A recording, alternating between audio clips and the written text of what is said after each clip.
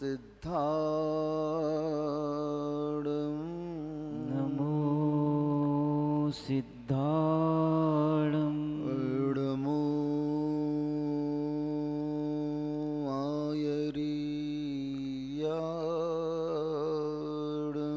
नमो आयर्याणं नमो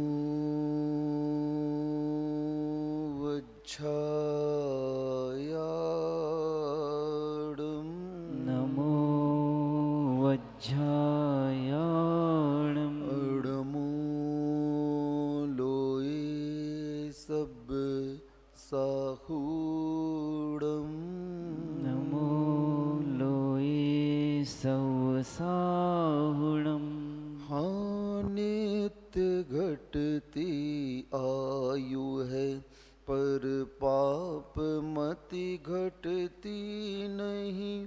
आये बुढ़ोती पर विषय से कामना हटती नहीं।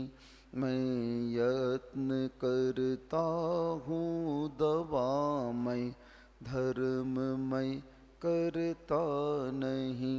दुर्मोह महिमा से ग्रसित हूँ नाथ बच सकता नहीं। कुंडलपुर के बड़े बाबा की, मूल नायक श्री चिंतामणि पार्श्वनाथ भगवान की, परम पूज्य संत शिरोमणि आचार्य भगवान श्री विद्यासागर जी महामुनिराज की, परम पूज्य निर्यापक मुनि श्री समता सागर जी महाराज की, पूज्य मुनिवर श्री महासागर जी महाराज की, मुनि संघ की। जब तक किसी व्यक्ति को अपनी भूल का एहसास नहीं होता है तब तक उसके जीवन में सुधार नहीं हो सकता है। स्वयं की भूल का एहसास स्वयं करके अपनी गलतियों को पुनः ना दोहराना ही विकास की ओर अग्रसर होना है। लेकिन आप लोग गलती पर गलती करते जा रहे हो। कितनी बार समझाया जाए? एक बार समझाएं, दो बार समझाएं। एक ही बात को बार बार समझाने का अर्थ ये है कि आप समझने के पुरुषार्थ नहीं कर रहे हैं। किसका पुरुषार्थ नहीं कर रहे हो? मनुष्य पर्याय को एक कल्प वृक्ष की भांति कहा गया है। कल्प वृक्ष के सामने जाकर के आप जो याचना करो वह कल्प वृक्ष उसे प्रदान कर देता है। ऐसी यह मनुष्य पर्याय है। इस पर्याय से आप जो याचना करोगे यह पर्याय आपको वह प्रदान करेगी। एक व्यक्ति जंगल के मार्ग से गुजर रहा था। काय क्लेश होने के कारण थक गया और थक करके एक वृक्ष के नीचे विश्राम करने लगा। अब वह जानता नहीं था कि यह कल्प वृक्ष है। उसने मन में विचार किया, बहुत गर्मी लग रही है, थोड़ा सा कुछ शीतल पेय पदार्थ मिल जाता तो आनंद आ जाता। उसने जैसे ही मन में विचार किया वहां पर अपने आप कई तरह के पेय पदार्थ आ गए। पुनः उसने विचार किया, साथ में कुछ खाने को मिल जाता तो और आनंद आ जाता। 56 प्रकार के भोगों की थालियां वहां पर लग गई। उसने भोजन किया, पानी पिया। अब विचार करने लगा, क्योंकि भोजन करने के बाद क्या होता है? नींद आती है। उसने विचार किया थोड़ा सा विश्राम कर लेते, अगर कोई अच्छी सी खाट मिल जाती, गद्दा मिल जाता तो मजा आ जाता। वहां पर जैसे उसने सोचा वैसा हो गया। अच्छा गद्दा मखमल का वहां पर उपस्थित हो गया। अब वह सोचता है, मैं जंगल के बीच में हूं, अगर मैं सो गया और रात हो गई और शेर आ गया तो? अब जैसे ही उसने ये विचार किया, शेर आ गया तो सामने शेर खड़ा हो गया। अब उसने सोचा ये शेर आ गया, अब मुझे खा जाएगा तो? वो शेर उसे खा गया। क्या हो गया? उसने जैसा जैसा विचार किया, परिणाम किया, वैसा वैसा उसके जीवन में घटित होता गया। इसी प्रकार इस मनुष्य पर्याय के बारे में कहा गया, जैसा जैसा आप विचार करते जाओगे वैसा वैसा आपका जीवन बनता जाएगा। आप रावण बनने का विचार करोगे तो आप रावण बन जाओगे, आप राम बनने का विचार करोगे तो आप राम बन जाओगे, क्योंकि मूल आपके पास में परिणाम है। कर्म अगर किसी के आश्रित हैं तो किसके आश्रित हैं? तुम्हारे परिणाम के आश्रित हैं। तुम जैसे परिणाम करोगे वैसे कर्म का आश्रय और बंध हो जाता है। तुम अगर संबर के परिणाम करोगे, कर्म का संबर और निर्जरा होगी। तुम संसार के परिणाम करोगे, तुम्हें संसार मिलेगा। तुम मोक्ष के परिणाम करोगे, तुम्हें मोक्ष मिलेगा। लेकिन परिणाम के साथ साथ आपका प्रयोग भी उस संबंधी होना चाहिए। जैसे आपके परिणाम हैं वैसा प्रयोग करते जाओ तो वैसा आप बनते जाओगे। बनने के लिए परिणाम के साथ प्रयोग आवश्यक है। परिणाम हम बहुत करते हैं, क्योंकि मनोयोग को एक मिनट भी हम शांत नहीं रख सकते हैं। तुम सोचो हम सो जाएं, नींद की गोली खा लें, तो भी आपका मनोयोग रुकने वाला नहीं है। उपयोग की धारा को रोकना बड़ा कठिन है, लेकिन उपयोग की धारा को सही दिशा देना पुरुषार्थ गम्य है। क्या होता है? क्या कहा हमने? उपयोग की धारा को रोका नहीं जा सकता। नदी की धारा को जिस प्रकार रोका नहीं जा सकता है, वैसे ही उपयोग की धारा को रोका नहीं जा सकता है। तो क्या करें? इस उपयोग की धारा को थोड़ा सा पुरुषार्थ के माध्यम से बदलने का प्रयत्न करना चाहिए, क्योंकि साधना के दौरान हमारे यहाँ कोई बड़ी साधना नहीं है। आसन लगा करके बैठ गए ध्यान में, तो ध्यान से रहित कोई संसारी है ही नहीं। 4 प्रकार का ध्यान कहा गया है, और कोई भी व्यक्ति ध्यान से रहित इस संसार में रह नहीं सकता है। चाहे आर्त ध्यान हो, चाहे रौद्र ध्यान हो, चाहे धर्म ध्यान हो, और चाहे शुक्ल ध्यान हो। चारों ध्यानों में से कोई ना कोई ध्यान तो उसके अंदर बना रहेगा। ये सिद्धांत है, नियम है, अकाट्य नियम है। अब इस ध्यान की परिभाषाओं को समझ करके आपको स्वयं समझना पड़ेगा कि मेरा ध्यान कौन सा ध्यान है। सुन रहे हो? समझ में आ रहा है? क्योंकि यहां पर साधना के दौरान और कोई उपक्रम नहीं है। हमारे यहाँ जैन धर्म में साधक के लिए यही कहा गया है, अपने परिणामों को पकड़ने का पुरुषार्थ करो। क्या करो? अगर तुम साधना करना चाहते हो तो सबसे बड़ी साधना जैन धर्म की इतनी ही है, अपने परिणामों को पकड़ने का पुरुषार्थ करो। आप जितने लोग बैठे यहाँ पर सारे के सारे मनः पर्यय ज्ञानी हो आप लोग। कौन से ज्ञानी हो आप लोग? महाराज ये कैसे हो सकता है? अवधि ज्ञान तक तो मनुष्य और त्रियंचों को हो जाता है, मनः पर्यय ज्ञान तो मात्र संयमी को होता है। ये सिद्धांत है। हाँ, हमारा मनः पर्यय ज्ञान जो है ना, आपके मन में तिष्ठित पदार्थों को जानता है, अरूपी पदार्थों को। सिद्धि वाला, रिद्धि वाला मनः पर्यय ज्ञान कैसा होता है? जो मुनियों को होता है। वह आपके मन में तिष्ठित रूपी अरूपी पदार्थों को, चिंतित अचिंतित पदार्थों को जानता है। लेकिन आप भी मनः पर्यय ज्ञानी हो। आचार्य जी बोलते हैं, जैसे हमारे 28 मूल गुण हैं ना, वैसे इनके भी 28 मूल गुण हैं। महाराज कैसे? अरे भैया सीधी सी बात है, आप लोग अवृति हो, विषय लंपटी हो, 5 इंद्रियों के विषय भोगों में लिप्त हो, तो इन 5 इंद्रियों के विषय कितने होते हैं? स्पर्शन इंद्रिय के विषय कितने हो गए? 7। कितने हो गए? स्पर्शन इंद्रिय के विषय कितने हो गए? 7। रसना इंद्रिय के विषय कितने हो गए? 5। गिनना, 7 और 5। हमारी गणित कमजोर है थोड़ा सा, हम गणित नहीं पढ़े, आर्ट के विद्यार्थी थे हम। तो 7 और 5 है, स्पर्श के 8 हो गए। स्पर्श के 8 और रसना इंद्रिय के 5, तो 8 5, मैं पहले कहा मेरी गणित कमजोर है थोड़ा सा, तो 8 और 5, घ्राण इंद्रिय के 2, कितने हो गए?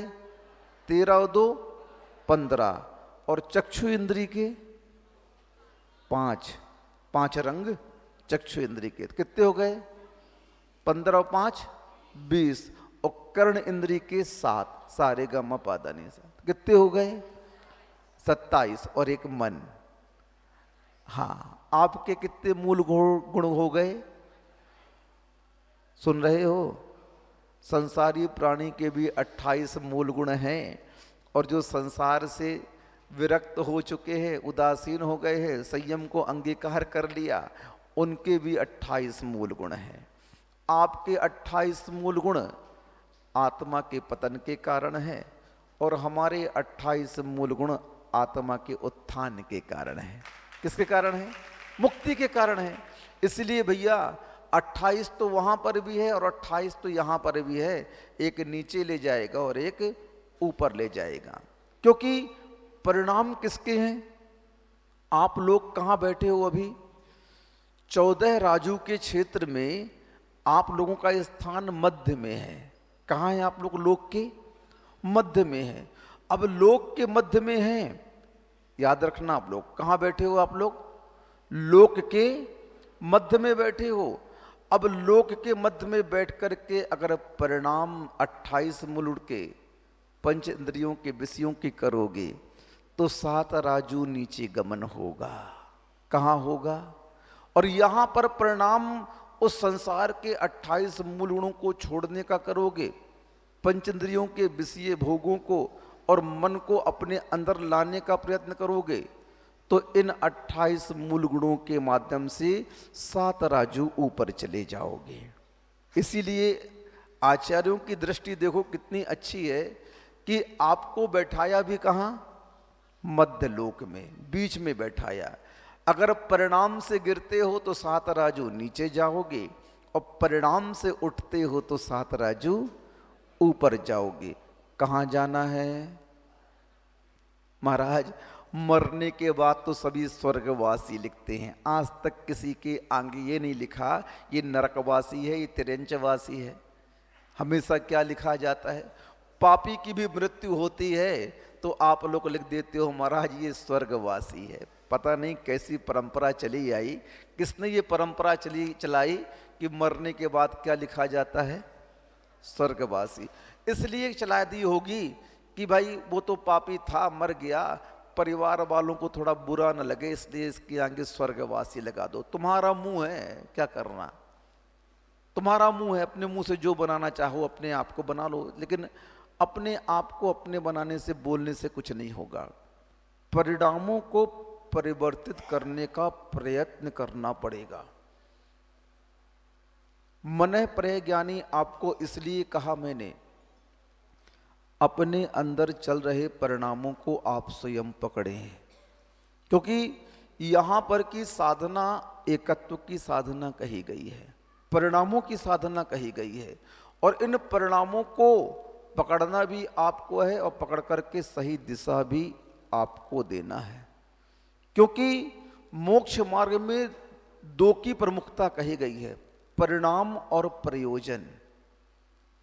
क्या कहा गया? मोक्ष मार्ग में मुख्यता किसकी है? संसार मार्ग में भी यही मुख्यता है, परिणाम और प्रयोजन। तुम संसार में किस परिणाम और प्रयोजन से चल रहे हो, उसी दिशा में बढ़ोगे और उसको प्राप्त करने का प्रयत्न करोगे। मोक्ष मार्ग में भी यही कहा है, किस परिणाम और प्रयोजन से चल रहे हो। प्रयोजन अच्छा है और परिणाम खराब है तो प्रयोजन की पूर्ति नहीं होगी, उस लक्ष्य तक आप नहीं पहुंच पाओगे। दोनों की एक रूपता यहां पर अनिवार्य कही गई है। इसीलिए साधना के दौरान आप लोगों को भी यही चाहिए। परिणामों से कितना बड़ा बंद कर लेते हैं, कुछ किया नहीं, कुछ धरा नहीं, लेकिन मात्र परिणाम कर लिए, तत्संबंधी परिणाम कर लिए, 7वें नरक की आयु का बंध कर लिया बैठे बैठे। कहां का? 7वें नरक की आयु का बंध मात्र परिणामों के माध्यम से। न वचनों से कुछ कहा, न काय से कुछ परिस्पंदन किया, न वचनों से हिंसा की, न काय से हिंसा की, मात्र मन के माध्यम से बैठे बैठे यहीं से तुमने क्या किया? दूसरों के बारे में ऐसा सोचा कि बैठे बैठे पूरे खानदान को तुमने समाप्त कर दिया। क्या कर दिया? उस कसाई का नियम था प्रतिदिन 500 मैं पशु मारूंगा। राजा ने उसे जेल में डाल दिया। बोले अब कैसे मारोगे 500 पशु? तो उसने क्या किया? मिट्टी लिया, उसके पशु बनाए, मार दिया। 1 2 लो, भाव हिंसा पर दृष्टिपात किया तो उसे उतना ही पाप लग रहा है। आटे के मुर्गे की कथा तो आप लोगों ने सुनी होगी। कुछ नहीं किया, धर्म जैन धर्म का मानने वाला था राजा, लेकिन क्या किया? एक सामान्य से उस आटे का मुर्गा बनाया और भाव से उसकी हिंसा कर दी। 7वें नरक की आयु का बंध कर लिया। उस कसाई ने जो जेल के अंदर बैठा है, अब साक्षात हिंसा नहीं कर पा रहा है, लेकिन परिणामों के माध्यम से वह मिट्टी को बना करके और उसे खंडित कर रहा है। ये क्या है? जैन धर्म की सबसे बड़ी विशेषता यही बताई गई है।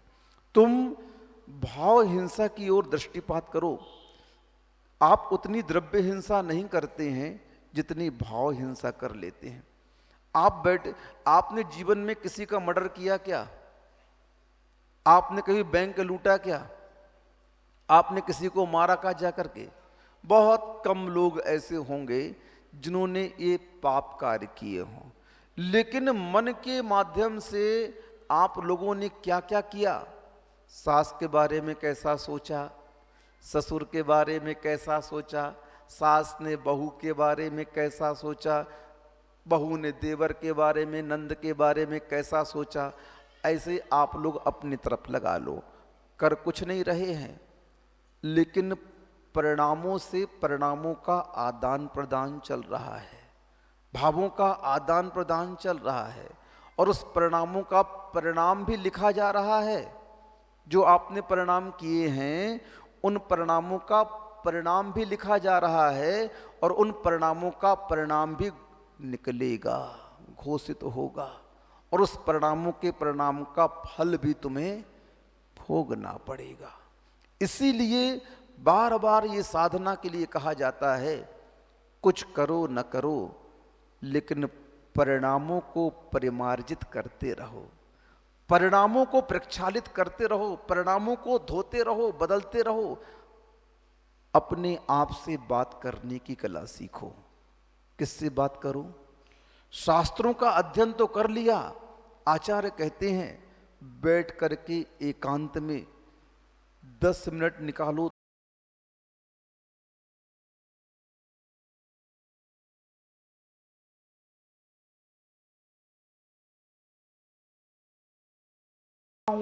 अगर वास्तव में आप सम्यक दृष्टि हैं, आत्मा का कल्याण करना चाहते हैं, आत्महित करना चाहते हैं, तो आपको 10 मिनट आत्मचिंतन के लिए निकालना चाहिए। अगर 10 मिनट भी अगर आत्मचिंतन के लिए निकालते हो तो उस 10 मिनट का संस्कार ऐसा प्रगाढ़ बनेगा कि तुम्हें संसार, शरीर और भोगों से विरक्ति हो जाएगी। जो आज तक आपको हो नहीं पा रही है, उस विरक्ति के लिए, उस सत्य को जानने के लिए, महसूस करने के लिए आत्मचिंतन बड़ा आवश्यक कहा गया है। 10 मिनट निकाल करके आप एकांत में बैठें और चिंतन करें, संसार का चिंतन करें, शरीर का चिंतन करें, क्योंकि जगत काय स्वभावौ वा संवेग वैराग्यार्थम। उमा स्वामी महाराज जी ने 7वें अध्याय में यह सूत्र लिख दिया कि जगत के स्वभाव के बारे में चिंतन करोगे, संवेग आएगा।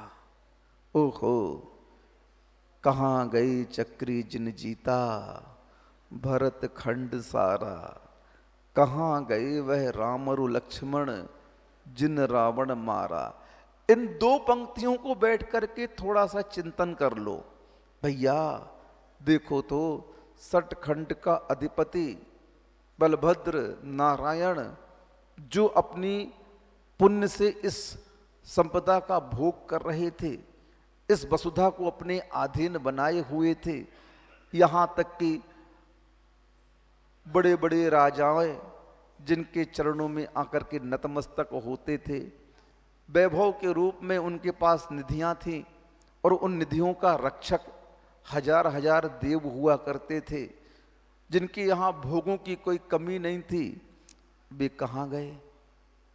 कहाँ गए? ढूंढो तो थोड़ा सा, कहाँ गए? अरे जिनके जन्म से पूर्व 6 महीने और जन्म तक 15 महीने तक 14 करोड़ रत्नों की वर्षा प्रतिदिन होती थी, वे कहाँ गए? कहाँ गए? सबको इस संसार से जाना है, किसी को भी इस संसार में नहीं रहना है। इस सत्य का चिंतन प्रतिदिन 10-5 मिनट करना चाहिए, क्योंकि इस चिंतन से अगर हम अछूते रहेंगे तो आत्म विकास आपका कभी हो ही नहीं पाएगा। क्योंकि पूरा समय आपका किसके विचार में गुजर जाता है, किसके लिए आप कार्यरत हो संसार में, कौन सा कार्य कर रहे हो, किसके लिए कर रहे हो, ये भी चिंतन कर लो। एक बार हम लोगों ने आचार्य जी से बोला, आचार्य जी हम लोग तो छद्मस्त अवस्था में हैं, मन में बुरे विचार भी आते हैं, क्या करें उसके लिए, क्योंकि अभी संसार तो छूटा नहीं है। बोले हाँ कोई बड़ी बात नहीं है, बुरे विचार अगर आते हैं तो उन बुरे विचारों से स्वाध्याय शुरू कर लो। क्या कर लो? बुरे विचारों से आप स्वाध्याय शुरू कर लो। देखो तो आगम में इन विचारों का फल ये कहा है, सप्त व्यसनों का फल ये कहा है। जो शास्त्रों में भी तो बुरी बातें लिखी हुई हैं कि नहीं लिखी हुई हैं? शास्त्रों में क्या अच्छी अच्छी बातें लिखी हैं? क्या बुरी बातें नहीं लिखी? क्या शास्त्रों में लिखी है ना? पापों के बारे में वर्णन नहीं किया क्या? सप्त व्यसनों के बारे में वर्णन नहीं किया क्या? किया तो है, और वो सब बुरे ही तो हैं। तो जब उन बुरी बातों का आप स्वाध्याय करके चिंतन करते हो तो आपके परिणामों को अपने आप बदलने के लिए आपको उस परिणामों का स्वाध्याय करना चाहिए। क्या करना चाहिए? शास्त्र नहीं है, लेकिन परिणाम में उठते हुए विचारों का स्वाध्याय करो। उन परिणामों को आप अपना विषय बनाओ स्वाध्याय का। ओहो, मेरे कर्म का कितना तीव्र उदय चल रहा है। पहचानो उस कर्म के उदय को। उस कर्म के उदय को पहचान नहीं पाएंगे तो हम बच कैसे पाएंगे उससे? सामने वाला व्यक्ति तुम्हें मारने आ रहा है तलवार लेकर के, और तुम उसके भावों को समझ नहीं पाओ और बचने का प्रयत्न नहीं करो, तो परिणाम क्या होगा? वो तुम्हें काट पीट के चला जाएगा। और तुमने समझ लिया कि ये मुझे मारने आ रहा है, तो क्या करोगे? कुछ नहीं तो कम से कम भगने का पुरुषार्थ तो वहां से कर ही लोगे। भैया जान बचाओ, बाद में निपट लेंगे इससे, क्योंकि हमने उस व्यक्ति के परिणामों को जान लिया। ऐसे ही सम्यक दृष्टि अपने अंदर उठने वाले परिणामों को जानता है। नहीं जानता तो जानने का प्रयत्न करता है, क्योंकि लड़ाई अगर किसी से है इस संसार में तो अपने परिणामों से लड़ाई है। शत्रु अगर कोई है तो हमारे बिगड़े हुए परिणाम ही हमारे शत्रु हैं। यहां बाहर के शत्रु को शत्रु नहीं माना है। आत्मा का शत्रु स्वयं आत्मा है और कोई नहीं है। तुम बाहर अपने शत्रुओं को खोज रहे हो, लेकिन धर्म और धर्म का अनुयायी, सम्यक दृष्टि, सम्यक ज्ञानी, सम्यक आचरण करने वाला निज शत्रु को पकड़ता है। हमारा परम शत्रु कौन है? कौन है भैया तुम्हारा शत्रु? महाराज फलाना से हमारी लड़ाई हो गई, बहुत बड़ी दुश्मनी चल रही उससे।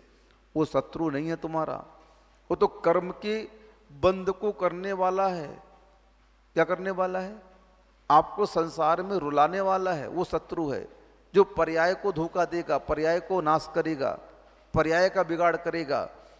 लेकिन आपके परिणाम पर्याय का बिगाड़ तो करेंगे करेंगे, लेकिन आत्मा का भी बिगाड़ करेंगे। किसका करेंगे? आत्मा का भी बिगाड़ करेंगे। इसीलिए अगर किसी से लड़ना है और अगर किसी को जीतना है तो किसको जीतें? मिटना बुरा नहीं है। क्या है? मिटना बुरा नहीं है, पिटना बुरा नहीं है।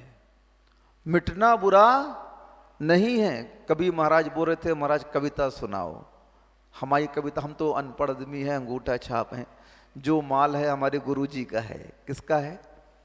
गुरुदेव का। मेरे पास अपना कोई ज्ञान नहीं है। जितना भी ज्ञान है मेरे गुरुदेव ने दिया, और उसी ज्ञान को मैं आपको बांटता हूँ। क्योंकि आचार्य महाराज ने बोला था, बेटा अपने पास रखना मत, रखोगे तो पूंजी कम हो जाएगी, बांटते रहोगे तो पूंजी बढ़ती रहेगी। क्या हो जाएगा? ज्ञान धन एक ऐसा धन है। और मैंने एक दिन कहा भी था, संसार का धन जिसे आप मुद्रा बोलते हो, मुद्रा अगर प्रचलन में नहीं है तो उसका ह्रास हो जाएगा। इकोनॉमिक्स बोलता है, अर्थशास्त्री क्या बोलता है? मुद्रा को हमेशा प्रचलन में रखना चाहिए, और मुद्रा प्रचलन में नहीं है तो उसके मूल्य का ह्रास हो जाएगा, उसका मूल्य घट जाएगा। ऐसे ही ज्ञान प्रचलन में नहीं है, नहीं दे रहे हो आप किसी को, तो ज्ञान का भी ह्रास हो जाएगा। ज्ञान क्या हो जाएगा? घट जाएगा, समाप्त हो जाएगा। तो हमेशा इन चीजों को बांटते रहो। धन को भी आप व्यापार में लगाओ और ज्ञान को भी आप धर्म के व्यापार में लगाओ। दो इनको श्रावकों को, बढ़ता जाएगा। ये भी लाभान्वित होंगे और तुम्हारा भी स्वाध्याय चलता जाएगा और तुम्हारा भी